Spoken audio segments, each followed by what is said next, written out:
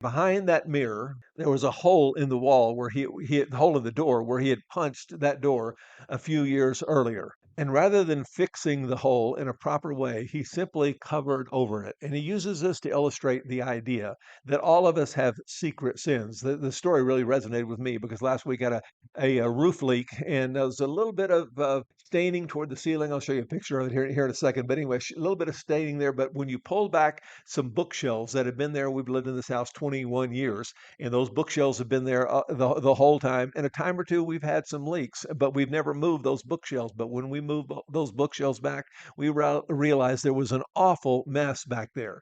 And it is an illustration of our lives that in our souls, we can look pretty and we can shower and we can get dressed and we can put on a happy face and we can look like we're moral people, but we all have a secret.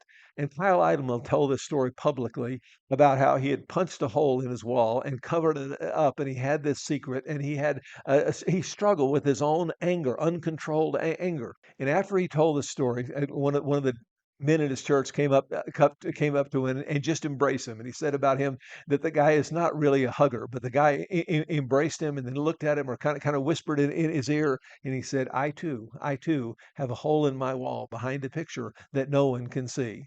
And they embraced and talked for just a minute, and he looked up and he said there was a line of about 30 men that were waiting to talk to him. And the point is, we are all sinners, and we like to keep it secret, and we don't let anybody know